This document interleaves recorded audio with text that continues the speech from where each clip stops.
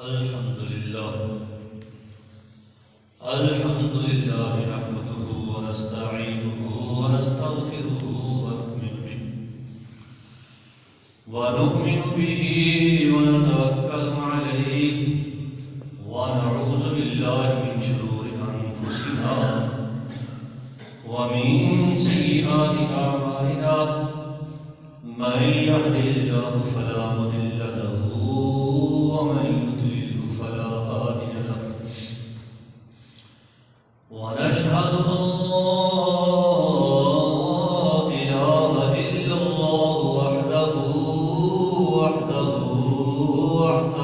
لا شريك له ونشهد أن سيدنا وسندنا ومولانا ومأوانا وملجانا محمدا عبده ورسوله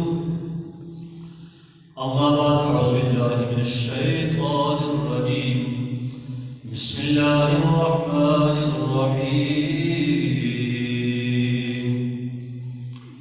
حافظوا على الصلوات والصلاة الوسطى وقوموا لله قانتين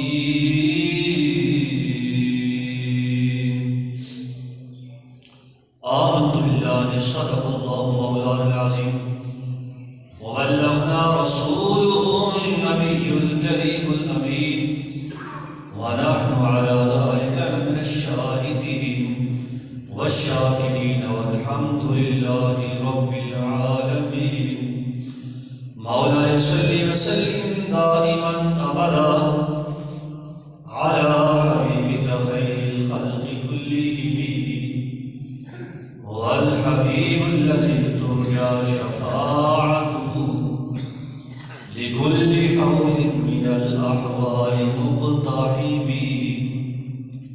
محمد سيد الكونين والثقلين والفريقين من عرب ومن عجب ثم الرضا عن أبي بكر وعن عمر وعن علي وعن عثمان ذي الكرم إن الله وملائكته يصلون على النبي يا أيها الذين آمنوا صلوا عليه وسلموا تسلیما. سارے احباب مل کے آقا دو جہاں دی بارگاہ کے اندر اپنی حاضری پیش کرو. الصلاۃ والسلام علیک یا سیدی یا رسول اللہ وعلی آلک واصحابک یا سیدی یا حبیب اللہ. الصلاۃ والسلام علیک یا سیدی یا رسول اللہ وعلی آلک واصحابک یا سیدی یا محبوب رب العالمین.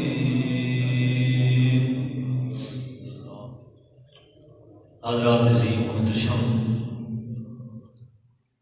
اللہ جل جلالہ وعم نوالہ وأعظم شانہ وأتم برہانہ ولا الہ غیرہ دی حمد و ثنا.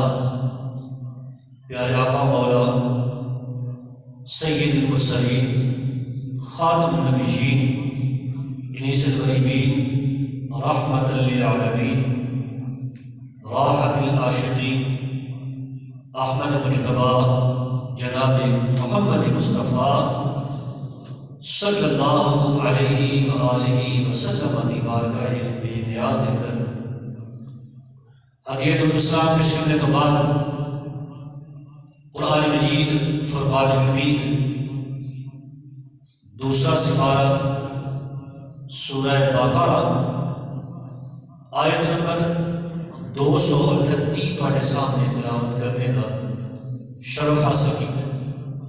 اللہ رب العزت اپنے کلام کے اندر ارشاد فرماتے ہیں حافظوا علی الصلوات، اپنیاں تمام نمازاں دی حفاظت کرو.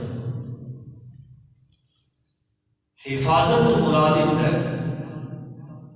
کہ اپنیاں تمام یعنی پنجے نمازاں پابندی نہ ادا کرو. یعنی ایک پڑھ لی دو چھڑ دیتیاں، دو پڑھ لیا ترے چھڑ دیتیاں، کچھ پڑھی تے کچھ نہ پڑھی، جیڑی ٹائم لگ گیا پڑھ لی، نہ ٹائم لگ گیا نہ پڑھی، ایدہ معنی حفاظت نہیں۔ حفاظت مراد یہ ہے کہ تھوڑی کوئی بھی نماز ضائع نہ ہو، پنجے نمازاں وقت کی پابندی کا لحاظ کرتے ہیں ادا کرو، یہ ہے حافظوا علی الصلوات۔ فرمایا اپنی نماز کی حفاظت کرو، والصلاۃ الوسطیٰ، اور خصوصاً یعنی وچکارلی نماز درمیان والی وہ دی حفاظت کرو۔ وسطیٰ وسط وچوں نکلیا ہے، وسط آخر نے وچکار، فرمایا ساری نمازاں کی پابندی کرو، ساریاں مکمل ادا کرو، پھر خصوصاً جڑی وچکارلی نماز ہے یعنی نماز اثر دیگر دی نماز اللہ فرماتا ہے او دی خصوصاً دھیان رکھو، او دی لازماً حفاظت کرو۔ وقوموا للہ، اللہ واسطے کھڑے رہو، قانتین عاجزی کرتے ہیں، یعنی جدو نماز واسطے کھلو نا محض اللہ واسطے، اس کے وچ ریاکاری دکھلاوا نا، اس نیت نال بھی لوگ آکھن بڑا نمازی، لوگ آکھن بڑا نیکی بڑا چنگا نمازاں پڑھ کے اندر نہیں۔ فرمایا تسی اپنے رب دی رضا سامنے رکھو، بس یہ میرے رب دا حکم ہے، میں اپنے رب دا حکم پورا کرنے واسطے اللہ دے گھر آ گیا، میں اپنے رب دی نماز پڑھنا، فرمایا یہ نیت ارادہ رکھو، اور عید زوہے تھوڑے وچ نماز پڑھ کے اتراؤ نا، تھوڑے وچ آکڑ نہ آ جائے، تھوڑے اندر یہ بات نہ آ جائے کہ میں تو نماز پڑھ لی پھر میرے تو سارے پاڑے ہوئے نا، میں تو سارے تو چنگا، میں تو بڑا نیک ہاں، میں تو بڑا پرہیزگار ہوں۔ فرمایا دکھلاوا بھی نہ ہوئے تے تھوڑے اندر یہ آکڑ بھی نہ آئے، عاجزی رکھو کہ میرے رب دا فضل ہے، جیسے رب نے منو اپنے گھر بلا لیا، یہ میری یا تھوڑی کوئی ہمت نہیں، یہ اللہ نے توفیق دیتی ہے، اللہ نے مہربانی فرمائی ہے، اللہ نے فضل کیتا ہے، جڑا رب نے اپنے گھر بلا لیا۔ ان سمجھو بھی اگر ملک دا وزیر بلا لے یا ملک دا صدر بلا لے تو بندہ ایوان صدر پہنچ جائے یا وزیر اعظم محسن پہنچ جائے، انہوں نے پیر زمین تے نہیں لگتے کہ میں ملک کے اتنے بڑے بندے نے مل کے آ گیا، لیکن یہ ہے بادشاہ نے بادشاہ کا دربار، یہ ہے خالق کل کا دربار، یہ ہے مالک کل کا دربار۔ فرمایا اپنا آکڑ نہ سمجھ، اپنا مقام نہ سمجھ، بلکہ اللہ کا فضل سمجھ کے آ کہ میرے تے میرے رب کی مہربانی، وگرنہ کتنی مخلوق ہے جیڑی اللہ نے گھر کے دروازے تو گزر جاتی، رب توفیق نہیں دیتا۔ اچھا بندہ پچھلے جمعے یاد ہوئے تھا نمازیاں کہ پچھلے جمعے وضو دے متعلق کچھ بیان کیتا سی، آج وضو تو اگے چلا گیا، ان ایک بندے نے وضو کیتا ہے، وضو کرنے تو بعد اللہ کے گھر آ گیا، اللہ کا فضل سمجھ کے آئے، فضل کی امید بھی رکھے، اپنے دل میں رب کا ڈر بھی رکھے۔ نواسہ رسول جگر گوشہ بطول، لخت جگر فاطمۃ الزہرا، نور نظر مولا علی شیر خدا، براد اکبر شہید کربلا سیدنا امام حسن مجتبی رضی اللہ تعالی عنہ، آپ جب وضو کرنے لگتے ہیں رنگ تبدیل ہو جاتا ہے، جسم سے کب کبھی لرزہ داری ہو جاتا ہے، کمبل لگ پاتے ہیں، رنگ پیلا زرد ہو جاتا ہے۔ ناظر پچھلے دن وضو ہوا کہ وضو کرنے لگے اور رنگ بھی بدل گیا ہے، جسم بھی تھوڑا کم کپانا ہے گیا۔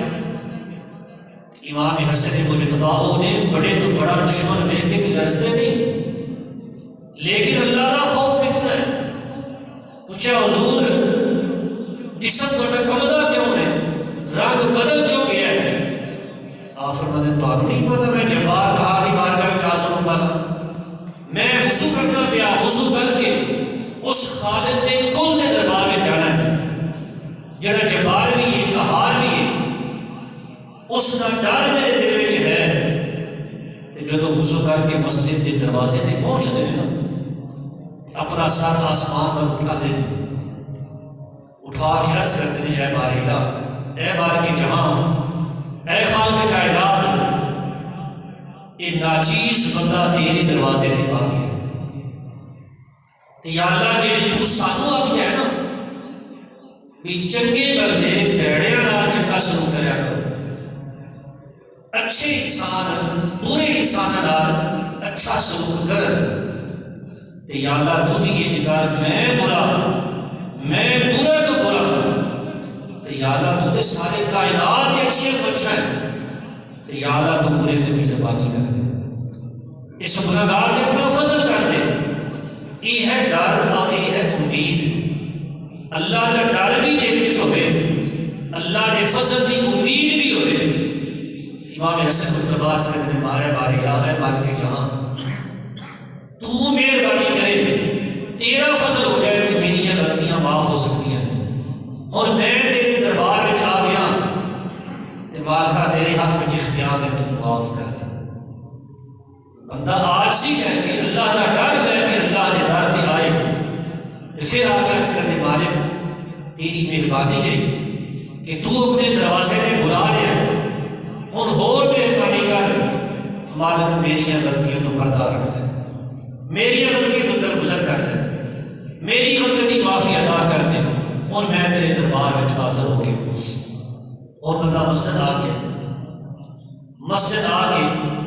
اس نے نماز کی نیت کرنی، اور نیت کر کے وہ کی کرے گا، ہاتھ اٹھائے گا اللہ اکبر. اس اللہ اکبر کو آخر نے تکبیر اولا یا تکبیر تحریمہ.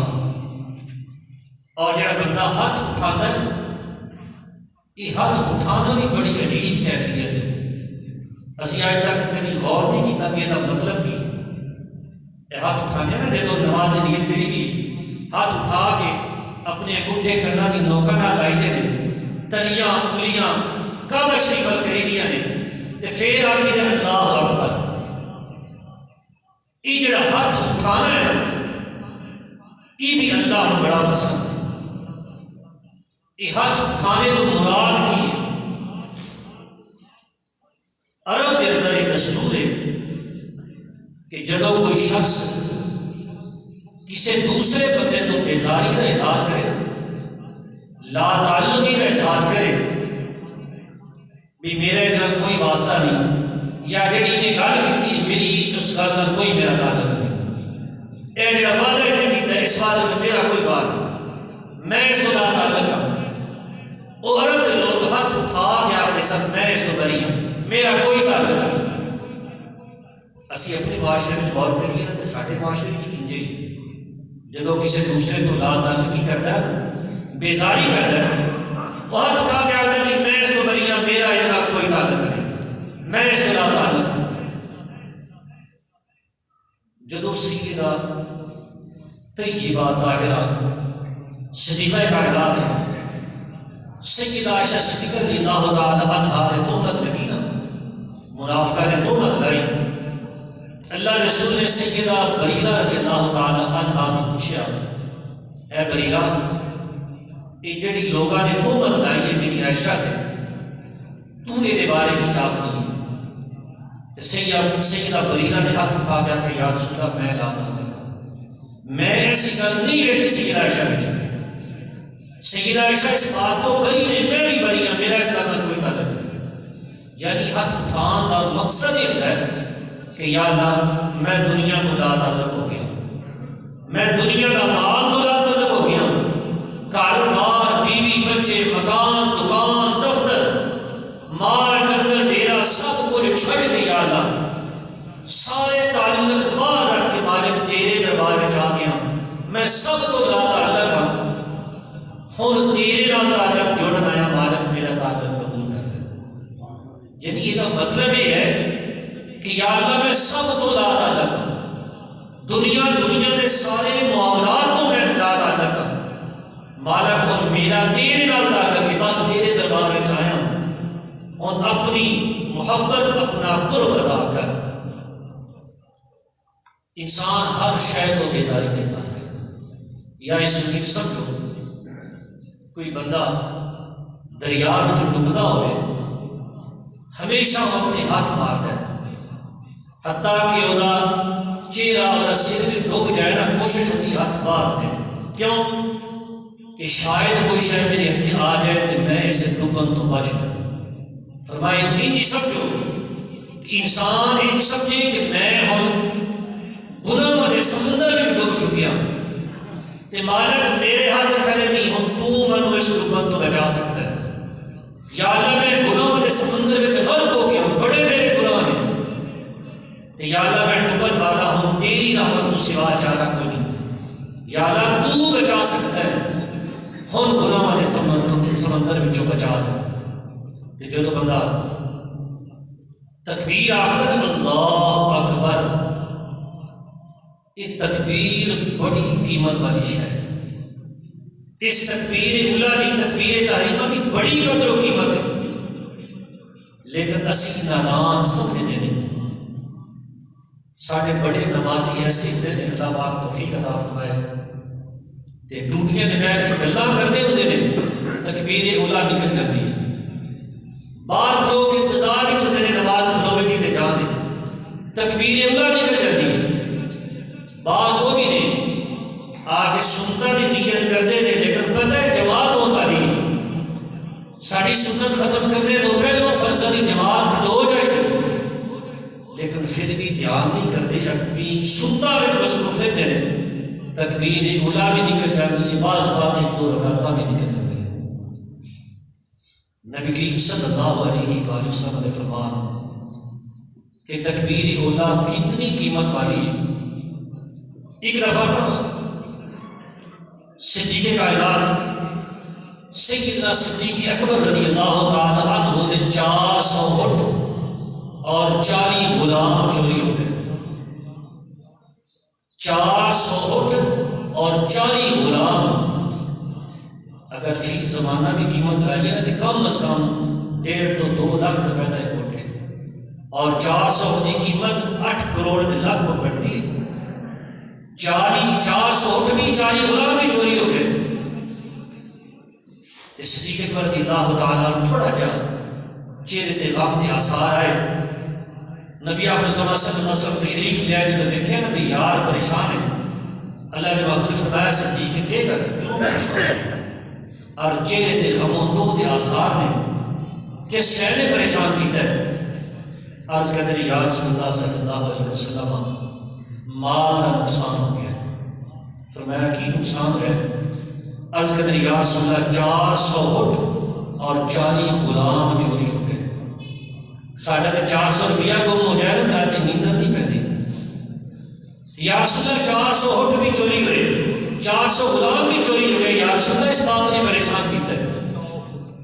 نبی آخر زمان صلی اللہ علیہ وسلم فرمایا ابو بکر میں سمجھا سی شاید تیری تکبیر اولا رہ گئی، یعنی تو نماز میں شامل ہو ہے، ساری نماز جماعت میں پڑھی کہ میں سمجھا سا تیری تکبیر اولا رہ گئی، یہ تکبیر تحریمہ تو جماعت نہیں ادا کر سکی ہے، پھر تین اولا اتنا غلط لگا ہے۔ عرض کرتے ہیں یا رسول اللہ یہ تکبیر تحریمہ ایڈی قیمتی ہے بھی جیرے سامنے 400 اونٹ کوئی قیمت نہیں رکھتے، 40 غلام کوئی قیمت نہیں رکھتے، یا رسول اللہ اتنی بڑی شے تکبیر تحریمہ؟ نبی کریم صلی اللہ علیہ وسلم فرمایا اے ابو بکر 400 نہیں، اگر ساری کائنات کے حکم ہی اکٹھے کر لے جان ایک تکبیر تحریمہ کی قیمت کے برابر نہیں ہو سکتی۔ 400 نہیں، 4000 نہیں، 4 لاکھ نہیں، میں ساری کائنات کے حکم اکٹھے کر لوں پھر بھی انہاں ہتھاں تکبیر تحریمہ کی قیمت زیادہ ہے۔ کیا اسی کبھی اتنی قیمت سمجھی؟ کیا اسی کبھی غور کیتا ہے میری آج کتنی تکبیر تحریمہ رہ گئی ہیں.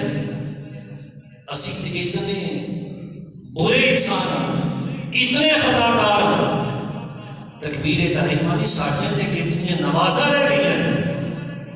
روز 5 نمازاں اسی اللہ کے گھر حاضر نہیں ہوتے. اور دوسرے حدیث مبارکہ نبی آخر الزمان صلی اللہ علیہ وآلہ وسلم نے ارشاد فرمایا کہ لوگوں، جس انسان کی ایک تکبیر تحریمہ رہ جائے وہ یہ سمجھے کہ میری 999 بیٹاں گم ہو گیا تو نکل گئی اور 999 بیٹا دنیا دیا نہیں. نبی کریم صلی اللہ علیہ وآلہ وسلم نے ارشاد فرمایا 999 بیٹا جنت دیا. جس بندے دی ایک تکبیر اولا رہ گئی، فوت ہو گئی، باقی نماز اس نے جماعت نہ پڑھ لی، صرف تکبیر اولا اس کی فوت ہوئی ہے، فرمایا ایک سمجھے 999 بیٹا جنت دیا میرے تو نکل گئی. اور وہ بیٹا ایسے نہیں. اللہ رسول صلی اللہ علیہ وآلہ وسلم نے ارشاد فرمایا وہ 999 بیٹا ایسیاں نے جنہ دے سنگ سونے دے اللہ نے بنائے. وہ سونے دی سنگا والی بیٹا نے جہی 999 ایک تکبیر اولا دی وجہ تو گما بیٹھے. ساڈیاں کتنی تکبیر اولا فوت ہو چکی ہیں. اسی نماز پر جاتے ہی نہیں، اور جائیے اتنا لیٹ جائیے کہ جماعت کھلو جاتی ہے. اجے دعا ختم نہیں ہوتی کہ اسی مسجد دوڑ لا کے نکل جاتے ہیں. اگے بھی گزارش کی تھی کہ فرض تو بعد باقی جڑی سنتا نے نا جمعے دیاں وہ بھی واجب نہیں. اور نبی کریم صلی اللہ علیہ وسلم فرمانے جڑے انج کرتے ہیں نا میرے ورگے بھی آئے جی کے گئے سب تو پہلو. اللہ رسول صلی اللہ علیہ وسلم نے مثال دے کے فرمایا، آپ نے فرمایا مومن دی مثال یہ دی کہ المؤمن فی المسجد کالسمک فی الماء، کہ مومن جدو اللہ دے گھر مسجد میں آ جائے وہ انج خوش ہوتا ہے، انج راضی ہوتا ہے کہ جس طرح مچھلی پانی کے اندر خوش ہوتی ہے. مچھلی پانی کے اندر زندہ رہتی ہے، اس کو زندگی ملتی ہے. جدو پانی تو باہر کڈو دے چند لمحہ وچ تڑپ تڑپ کے مر جائے گا. فرمایا مومن انج ہی ہوتا ہے، اللہ کے گھر آ جائے تو اس کو زندگی مل جاتی ہے، اس کو خوشی عطا ہوتی ہے. جدو اللہ کے گھر بھی تو نکل جائے سمجھتا ہے میرے موت آ گئی. اور منافق کے متعلق اللہ رسول صلی اللہ علیہ وآلہ وسلم نے ارشاد فرمایا المنافق فی المسجد کالطیر فی النفس، کہ منافق جدو اللہ کے گھر آ جائے وہ دا حال ہی ہوتا ہے جویں کسی قید خانے میں آ گیا. جدو کسی پرندے کو کسی جانور کو کسی پنجرے میں بند کر دیو نا وہ پھڑپھڑاتا ہے، وہ سمجھتا ہے میری زندگی تمام ہو گئی، میں موت کے شکنجے میں آ گیا. فرمایا جدو منافق اللہ کے گھر مسجد میں آ جائے نا وہ اپنے آپ کو یہ نہیں سمجھتا کہ میں قید خانے میں آ گیا. تے دوستو اللہ کا گھر قید خانہ نہیں، اللہ کے گھر تے زندگی دے والا ہے، اللہ کا گھر تے خوشیاں دے والا ہے، اللہ کا گھر تے زندگی سنوارنے والا ہے، اللہ کا گھر تے بیماریاں دور کرنے والا ہے، اللہ کا گھر تے اللہ کا رسول اللہ تعلق پورا جوڑنے والا ہے. تے بندہ مومن اللہ کے گھر آ جائے تو اس کا چہرہ کھل جاتا ہے، خوشی کے آثار آ رہے ہیں. وہ سمجھتا ہے کہ میں ہوں دنیا کے آگے منو زندگی لب گئی. اسی غور تے کریے اسی کنہ لوگوں وچوں یہ روش اللہ کے رسول نے منافقوں بھی دسی جیڑی روش اسی آج اپنا لئی. اسی تے رسول اللہ دے غلام، اللہ کے رسول کا کلمہ پڑھنے والے ہیں، اللہ کے ایمان رکھنے والے ہیں، آخرت ایمان رکھنے والے ہیں. اور نماز وہ تحفہ ہے جڑا اللہ نے اپنے محبوب کو آسمانہ تے بلا کے دیتا ہے. تحفہ دین والا تے تحفہ جس کو دیتا جا رہا ہے یہ دونوں کی قدر ویکھی دی ہے کتنی. تحفہ لین والا کون ہے، دین والا کون ہے. پھر تیسری گل یہ بھی دیکھو نا تحفہ اللہ نے دیتا کتنی، اتنا کمال دا، اتنا عظیم، اتنا قیمتی تحفہ کہ اللہ نے آسمانہ دے بلا کے اپنے محبوب کو عطا کیتا ہے. اور اسی اس تحفے کی کتنی قدر کیتی ہے یہ کو دسن کی لوڑ کو نہیں ہے. بہرحال رب کائنات دی بارگاہ وچ دعا التجا ہے کہ اللہ پاک میری تہاڈی حاضری قبول فرمائے، مالک دو جہاں سنا کے عمل دی توفیق عطا فرمائے، اللہ پاک 5 وقتہ پکا سچا سچا نمازی بنائے، آمین وما علیہ الا البلاغ۔